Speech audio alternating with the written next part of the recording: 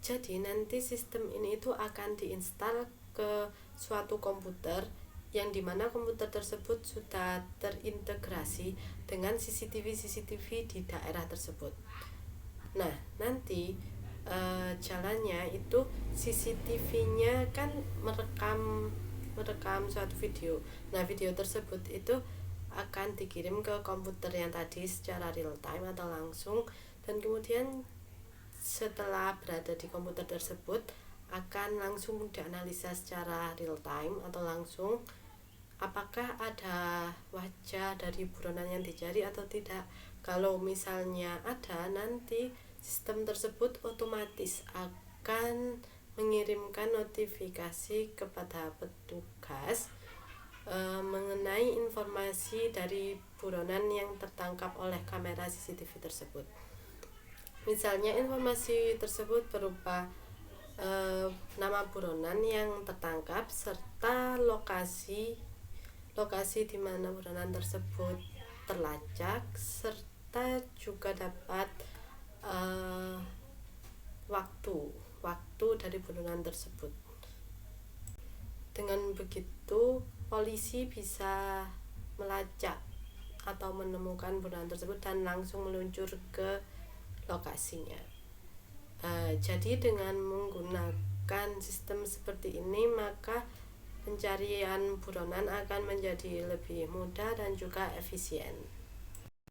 Jadi langsung saja ke langkah pembuatan untuk proyek ini. Langkah pertama yang harus dilakukan adalah menentukan perangkat lunak dan juga perangkat keras yang akan digunakan. Untuk perangkat kerasnya sendiri nanti itu diperlukan CCTV yang berkualitas tinggi, serta kita harus menentukan jumlah CCTV tersebut akan ditaruh di mana saja. Misalnya untuk di kota Malang itu akan ditaruh di jalan apa saja, di bagian mana saja begitu. Serta untuk komputernya juga harus yang berspesifikasi tinggi. Kemudian untuk softwarenya kita akan menggunakan Python. Di samping Python kita juga akan menggunakan suatu library yang disebut dengan OpenCV atau Open Computer Vision. Di sini saya memilih Python itu karena Python ini memiliki sintaks yang lumayan mudah dipahami dan juga sangat terkenal, sehingga sangat banyak nanti tutorial atau dokumentasi jika mengalami suatu kesulitan dalam mengerjakan proyek ini. Kemudian saya juga memilih OpenCV karena OpenCV itu merupakan salah satu library computer vision yang cukup populer. OpenCV juga menyediakan berbagai fitur untuk mengolah citra serta memiliki algoritma computer vision yang cukup efisien. Nah, setelah kita memilih software dan hardwarenya, jangan lupa untuk menginstal softwarenya di hardware atau di komputer.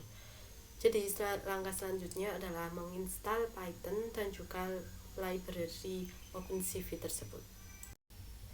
Jika semuanya sudah diinstal, maka langkah selanjutnya adalah kita mengumpulkan dataset dari wajah-wajah para buronan.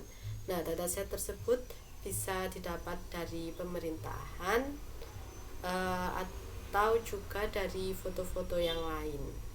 Karena ini sistemnya ditujukan untuk polisi, pastinya kita nanti dapat mengambil data mereka dari rekaman pemerintahan. Setelah kita mengumpulkan dataset wajah para buronan, selanjutnya kita bisa mengembangkan aplikasi tersebut. Kita dapat mengembangkan model algoritma untuk deteksi wajah dahulu.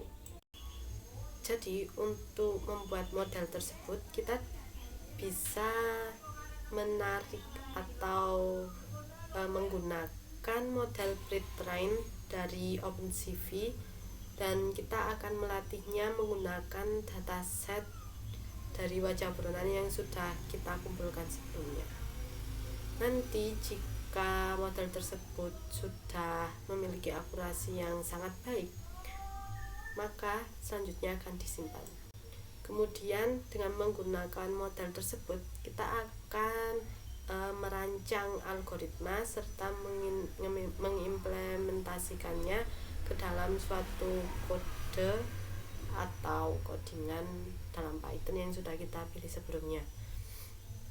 Jadi nantinya kita akan menggabungkan model tadi dengan aplikasi kita. Jadi setelah implementasi algoritma sudah selesai, kita akan mengintegrasikan sistem tersebut dengan kamera CCTV. Selanjutnya, jika sudah terintegrasi, kita juga bisa mengembangkan fitur notifikasi apabila nanti sistem kita mendeteksi wajah buronan tersebut, maka sistem tersebut berhasil dikembangkan. Dan setelah kita berhasil mengembangkannya, jangan lupa untuk menjamin keamanannya. Misalnya kita dapat mengenkripsi komunikasi dengan CCTV apabila CCTV tersebut bersifat jarak jauh atau remote. Kemudian jika keamanannya sudah terjamin, kita dapat melakukan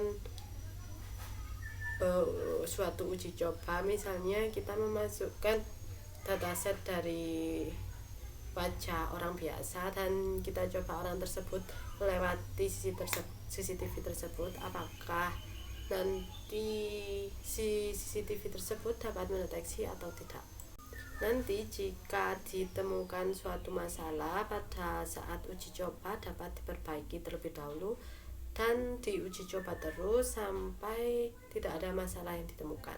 Kemudian jika sudah selesai, maka jangan lupa untuk melakukan dokumentasi dari sistem tersebut.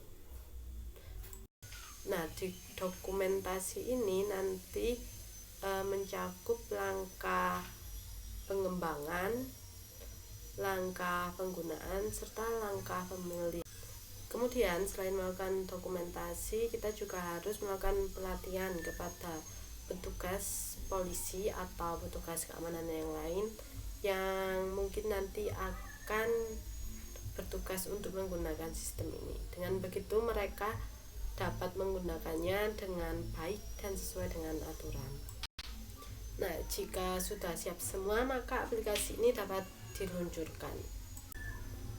Nah, jika sudah diluncurkan, nantinya itu harus dilakukan evaluasi secara berkala. Jika nanti kita menemukan suatu kesalahan saat sistem ini berjalan atau bagaimana, jadi nanti kita dapat memperbaikinya.